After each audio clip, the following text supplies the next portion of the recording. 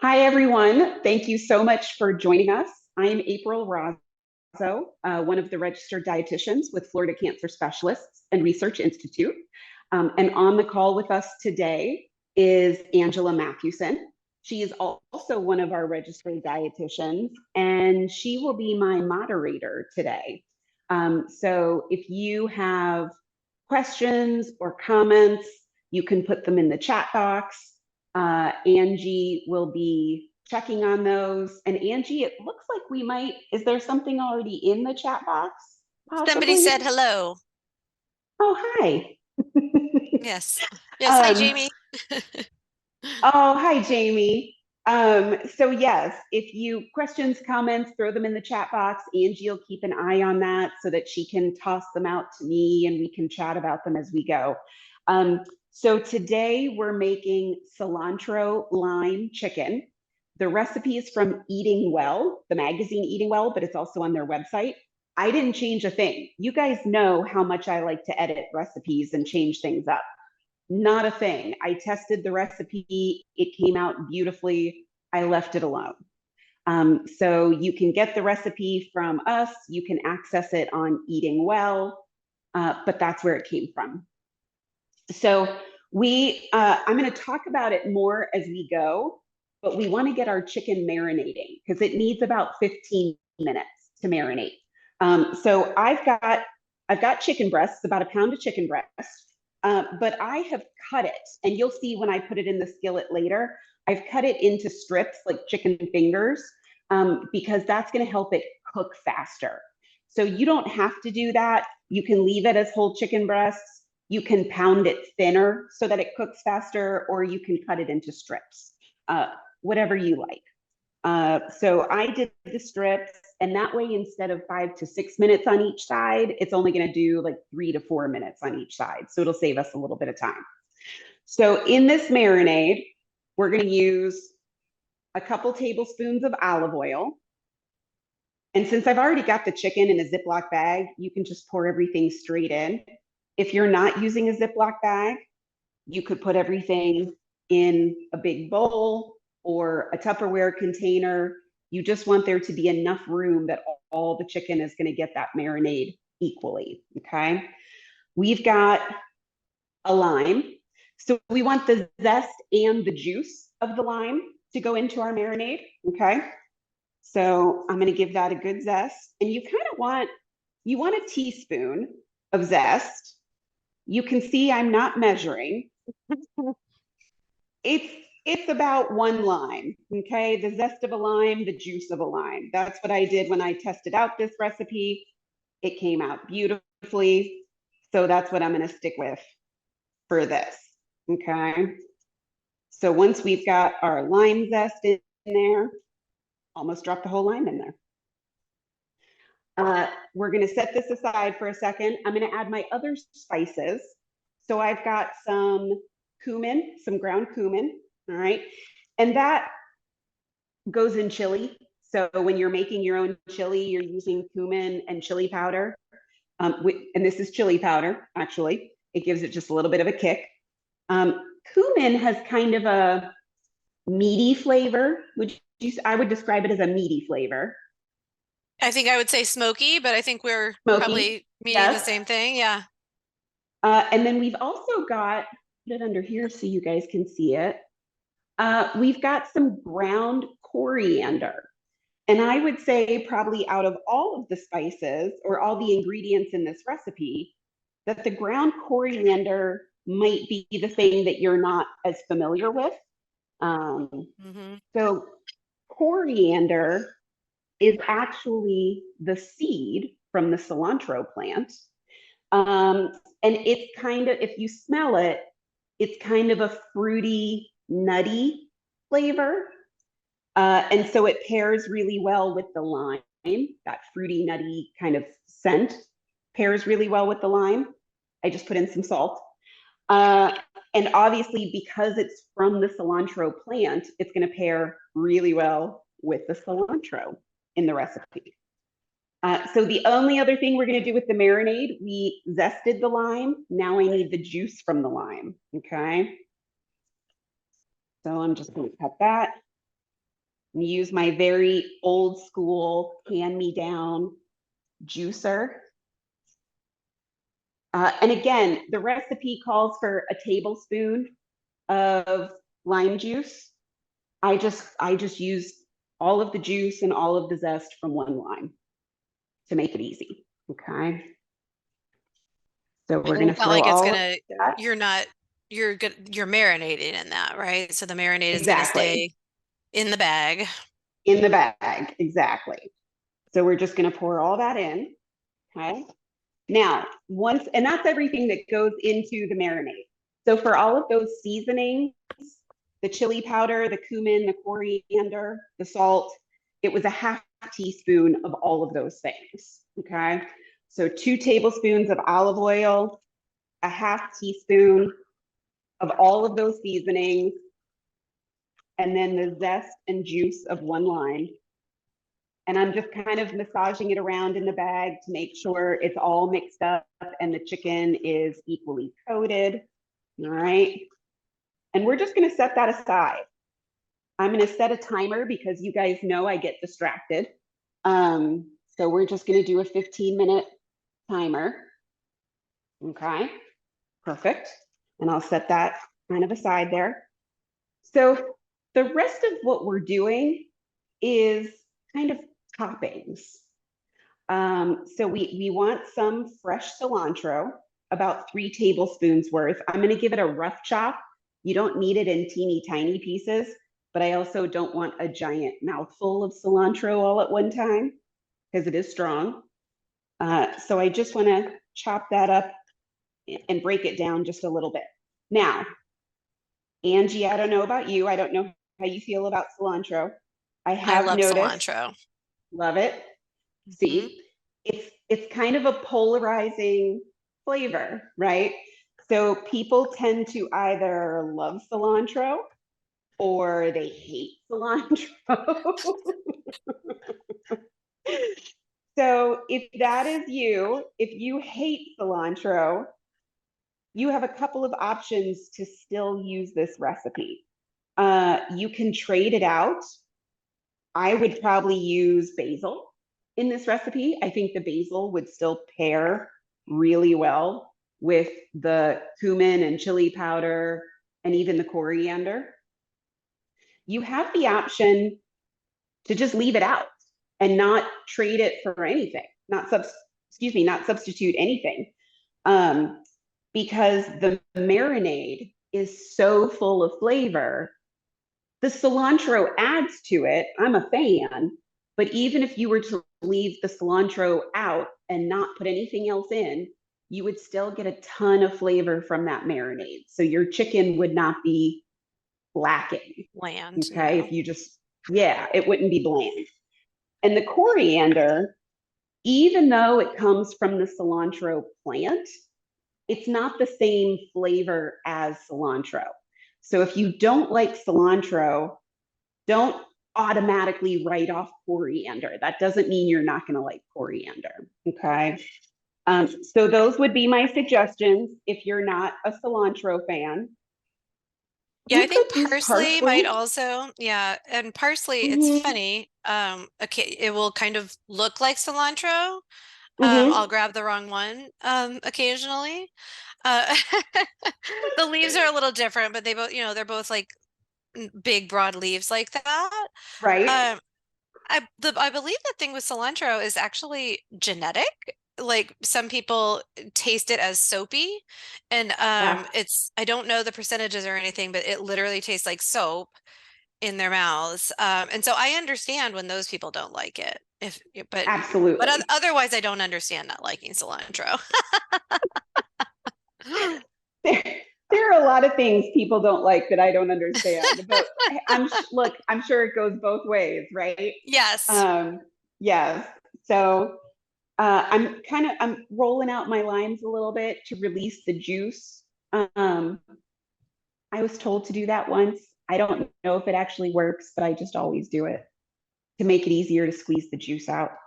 These limes, these are garnish, okay? So we're just gonna cut these into wedges so that when you serve your chicken, you can serve it with a couple of wedges of lime. And that way you can squeeze some fresh lime juice onto the chicken, and it just adds that extra pop of freshness, the citrus, that flavor. So we're just going to go ahead and do this. And that way it's all taken care of while the chicken is marinating, so that once we put it in the skillet, everything's done. All we have to do is cook the chicken. Okay. So I'm just going to put these on our serving plate here. And you can do, I found that 2 limes cut into wedges with plenty. You could do more, you could start with 1. This recipe, you guys know how much I like a flexible recipe. So easy and flexible. Those are my two favorite things about a recipe.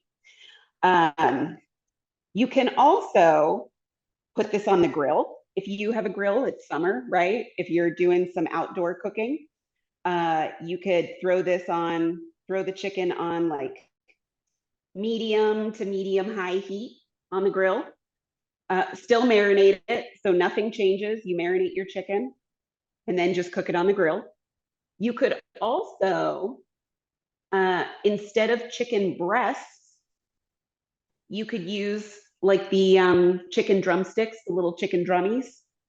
Make sure they're skinless. Nobody should be eating a ton of chicken skin and trim the fat off. I know everybody loves that crispy skin, but it doesn't love you back. So try to trim the skin off if you've got some thighs or the chicken drumsticks. But that would be great on the grill, to marinate some drumsticks and throw them on the grill. We had one of our staff members tested this recipe out in the crock pot.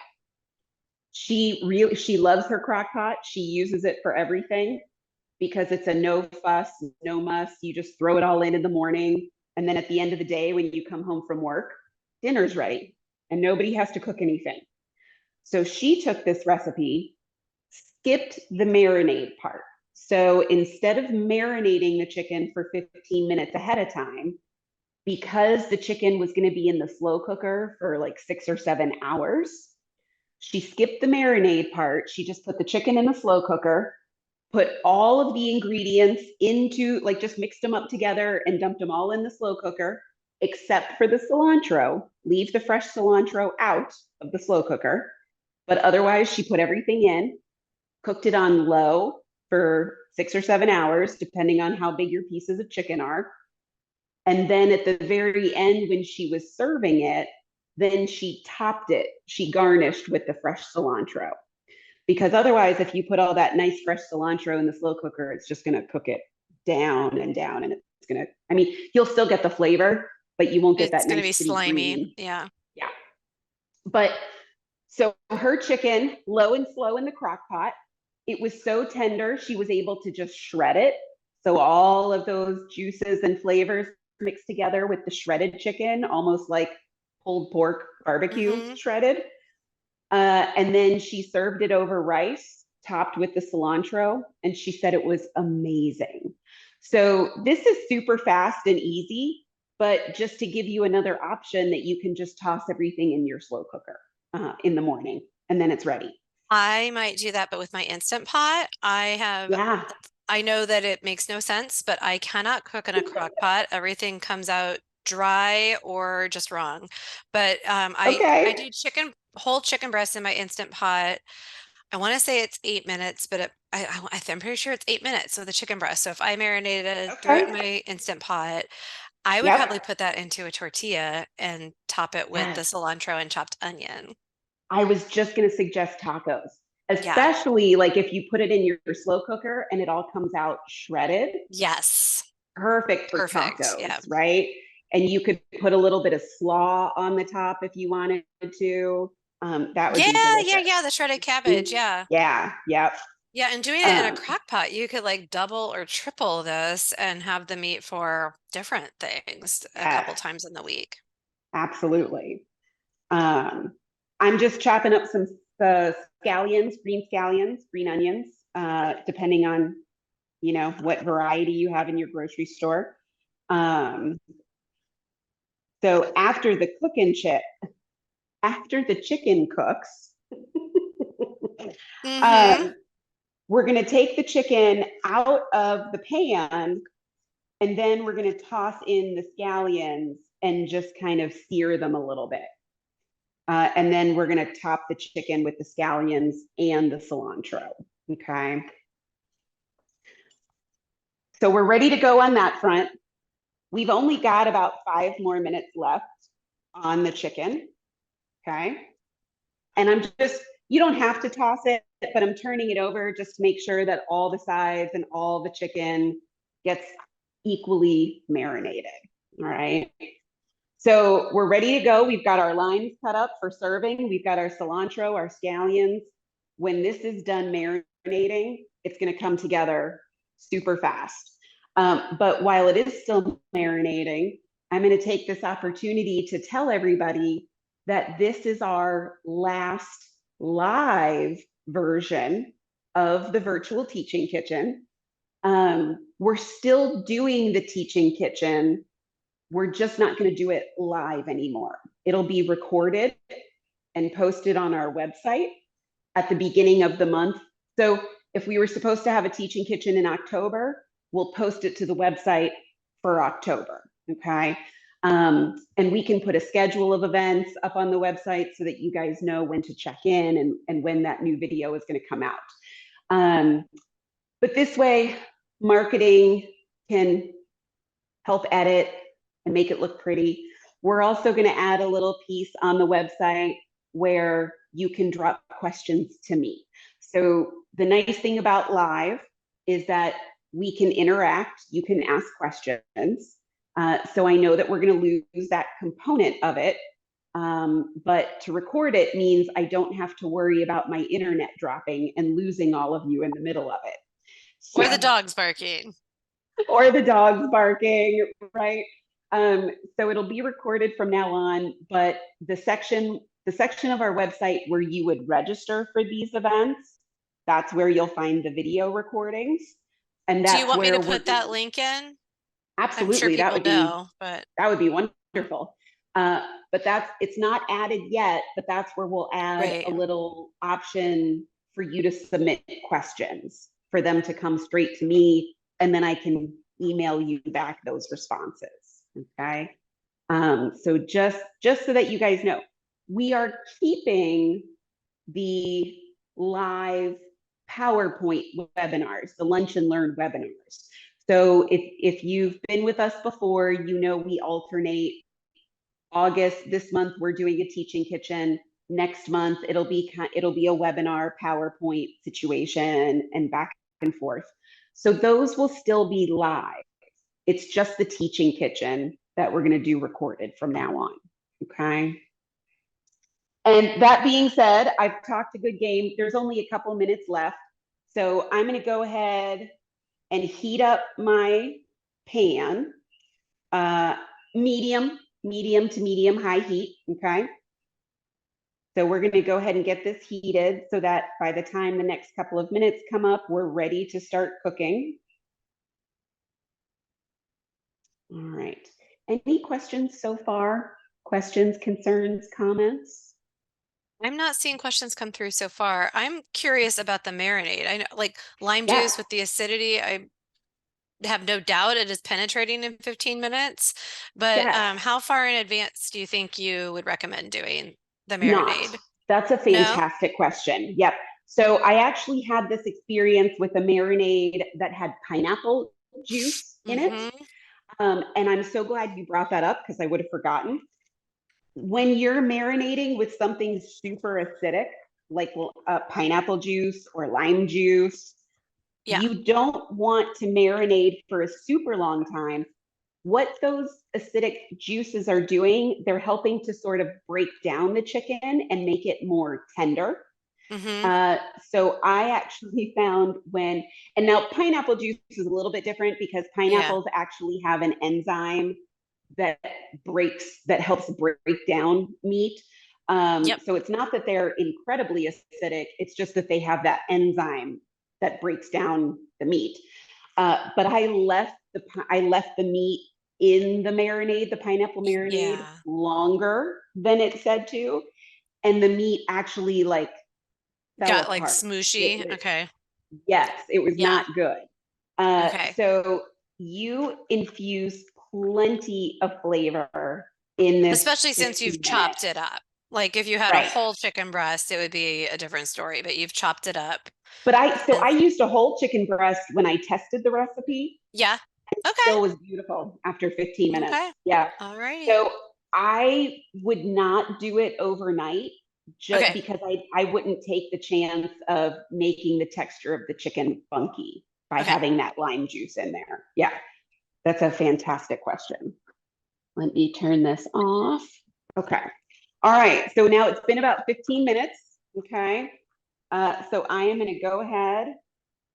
My pan's nice and hot. We're going to go ahead and add this chicken in. And then you're not going to do anything else with the marinade. Okay. So the marinade, the excess marinade just gets discarded when it's all said and done. All right.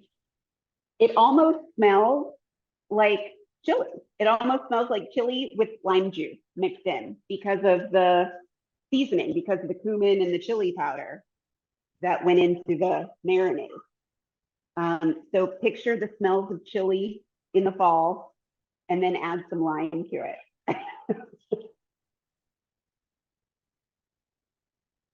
And that's what I'm getting. Okay. I think the way you've done that in the Ziploc, that is a huge advantage that you can just seal it up and toss that in your trash. Yes. I almost never seem to have Ziplocs, so I would use a bowl, and when you were squishing it around, I put like the lid on a Tupperware and I toss it. Um, Mm-hmm. but yeah, I mean, then you just, safe handling that would be that Now has all of the germs of raw chicken in that marinade. So if you're it does. handling the marinade after using it, just bear that in mind. And I will, when I And I make this, can I'll just toss have to this be careful and wash the bowl. right. Now, to your credit, this is not environmentally friendly, right? Right. So most of the time, I would do the same Hmm. thing as you. I would actually use a Tupperware container or a large bowl and then just put it straight in the Yep. dishwasher afterwards, so that I'm not filling our landfill with Ziploc bags. But because I sliced the chicken up last night, I just went ahead and threw it in a Ziploc bag to show you guys how easy it was. So the Ziploc bag definitely has bonuses attached. But certainly something like a Tupperware container would be a little bit Yeah, and more environmentally conscious. actually I think a lot of times I do use a metal bowl. Which Uh-huh. is less porous. So if there's anybody Mhm. who is concerned about food safety but doesn't want to fill the landfill, the metal is easier to keep clean, metal or glass than Right. plastic. And if you're putting a lot of chicken in a bowl, I would just toss it. Yep, Give it a stir every once in a while in that 15 minutes so that you know that all parts of the all chicken parts of it. Yeah. are getting that marinade equally. Yeah. Okay. So now that it's in strips, it really only needs a few minutes on each side to be fully cooked. And you can check it. I know it hasn't been a few minutes yet, but you can check it. You want the cooked side to start to look nice and brown, like it has a nice sear on it, right? So golden brown on each side kind of is what we're going for.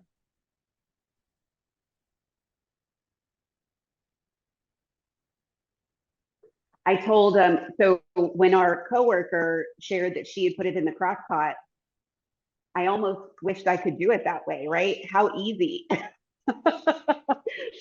So I told her, I said, well, I'm doing it this way just to show everybody how easy it is to do this way. And then the next time I'm craving this recipe, that's exactly what I'm doing. It's all going in the crock pot. So, and I actually have to serve with this.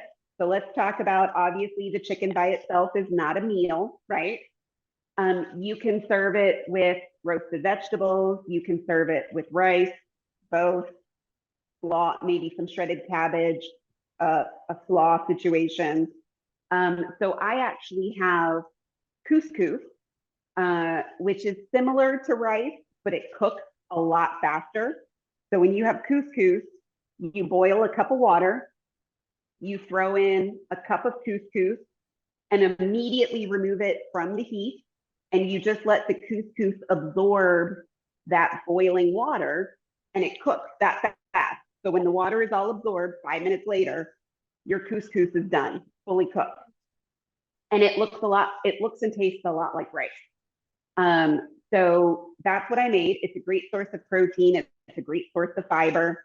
And then I sauteed some shredded carrots and tossed that into the couscous. So I've got almost like a rice pilaf, like a vegetable rice pilaf. And that's what I'm going to serve with my chicken to complete the meal. So I've got a little bit of a grain, I've got a little bit of a vegetable, and then I've got my protein so that I have a nice I've just been meal. thinking how good this would be with our was it just the last time or the time before that we did the black bean salsa / salad? Yeah, the recipe contest winner. Mm-hmm. This Yeah, would that be was like black perfect bean with and that. mango. That would be so yummy together. Absolutely. And so you guys can see how it's a little bit charred on the bottom. That's what we're looking for. So we just need another few minutes, and that'll take us kind of right to 12:30.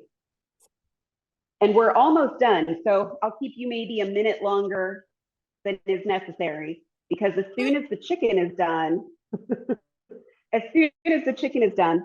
the scallions are going to go in the pan, sear for maybe a minute, and then everything goes on the serving platter. The cilantro, the scallions, they all go on top of the chicken. Okay. And it's really, really, it makes a very pretty presentation. And